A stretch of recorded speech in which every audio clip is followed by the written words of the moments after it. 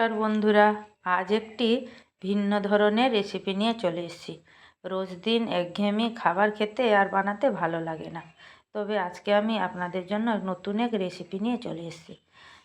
প্রথমে নিয়ে নিচ্ছি 1 বাটি সুজি, তার সঙ্গে হাফ বাটি ময়দা আর পরিমাণ মতো লবণ দিয়েছি। আমার ঘরে নারকেল গাছ আছে, তাই গোটা একটা নারকেল কুড়িয়ে দিয়ে দিলাম। আপনারা চাইলে এটা ড্রাই নারকেলও মুদির দোকানে পাওয়া যায়, যে কোনো মুদির দোকানে পেতে পারেন, সেটা নিয়ে মাখাতে পারেন। আবার না থাকলে না দিতেও পারেন, স্কিপ করতে পারেন। তবে আমি এটা ঈষৎ উষম গরম জল দিয়ে এটা মাখিয়ে নেব। পুরো মাখিয়ে নিয়েছি, মোটামুটি এটা ভিজু। তো আপনাদের কাছে যদি হাতে সময় থাকে তাহলে 10 মিনিট রাখতে পারেন, তা না হলে আমার মতো সরাসরি গ্রাইন্ডার মিক্সারে দিয়ে দিতে পারেন।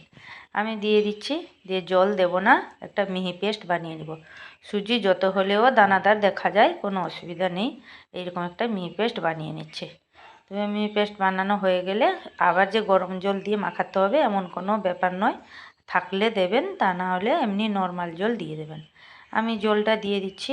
যতটা জল দিচ্ছি এমনটা জল দিতে হবে যেন পাতলা হয়, বেশিটা মোটা না হয়। তবে দেখুন আমি দেখাচ্ছি, কিন্তু এটা হয়নি, আরও জল দিয়ে আমি পাতলা করে নেব। শেষ পর্যায়ে আমি দিয়ে দেব বেকিং পাউডার হাফ টি স্পুন। তবে ভালো করে ফেটিয়ে নিতে হবে, বাবুলস হয়ে যায়।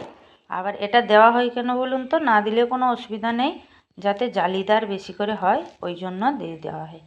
তবে আমি সরাসরি তাওয়ায় চলে যাচ্ছি। তাওয়াটা গরম করে সামান্য একটু তেল দিয়ে মুছে নিচ্ছি, যাতে হাই হিট না হয়। তবে তেমন পর্যায়ে আমার ঘোলাটা দিয়ে দিলাম, তারপরে উল্টে পাল্টে এমনি নিজে থেকেই উঠে আসছে, আর কোনো তেল দেওয়ার দরকার নেই। আর এই দেখুন কত সুন্দর সাদা ধবধবে একটা রুটি আমার হয়ে গেল। এই রকম সব রুটি আমি বানিয়ে নেব।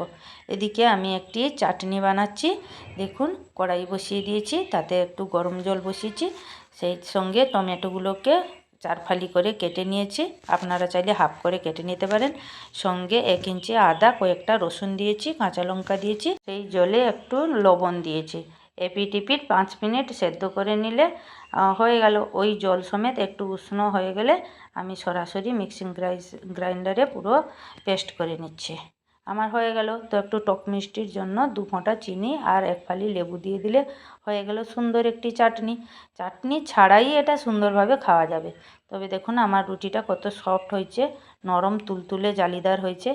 এইটা টমেটো সস বলুন, চাটনি বলুন, এইটা দিয়ে পরিবেশন